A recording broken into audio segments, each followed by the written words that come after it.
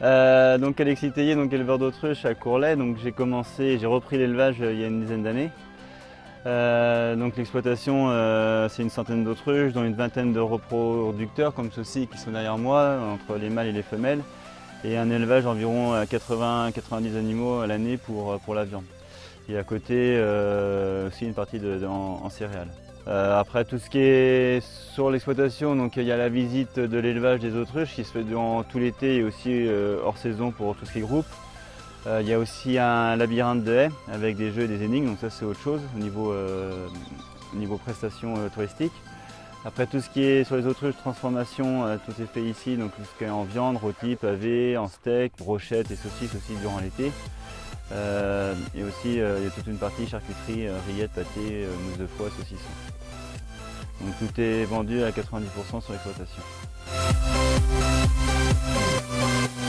Alors la formation a été un peu spéciale. Moi j'ai découvert les autruches avec mon ancien patron suite à un stage quand j'ai été étudiant il y a une quinzaine d'années. Et donc suite à ce stage, j'ai travaillé chez lui. Et donc j'ai travaillé chez lui pendant 2-3 ans en tant que salarié agricole. Et un jour donc lui il a voulu changer aussi de région. Donc j'ai repris l'élevage un peu comme ça, un petit peu entre parenthèses par hasard. J'ai appris au fur et à mesure sur la découverte d'un stage. Par rapport à l'activité que je fais aujourd'hui, c'est quand même le contact au client, parce que autrement c'est pas la peine de le faire. Tout ce qui est vente directe, commerce, c'est quand même le contact au client. Proposer des produits, des bons produits, revaloriser notre métier et nos produits. Donc c'est quand même le principal des choses, on va dire.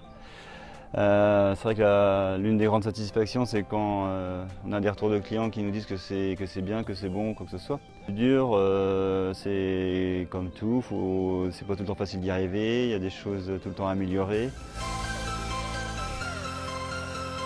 Bien sûr, si on fait de la vente directe, c'est quand même la première chose, la relation humaine. D'autres projets de diversification sur l'élevage, pas forcément. Après, il y a d'autres projets avec d'autres agriculteurs en commun qui est un magasin de producteurs sur Bressuire. Donc on est aujourd'hui 7 associés pour ouvrir un magasin, j'espère plus pour l'année prochaine désormais, le temps que tout se fasse. Donc c'est un magasin de producteurs comme il se fait aussi ailleurs. Donc ça c'est un projet dans un but assez proche.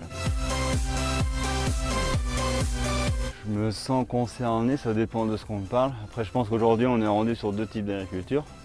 Soit c'est l'industrialisation, donc du rendement et de l'intensif. Voilà. Et après l'autre agriculture où on est plus sur de la vente directe, du produit de qualité, choses comme ça. Donc après c'est vrai que dans les médias il peut y avoir deux sons, deux paroles, deux tons.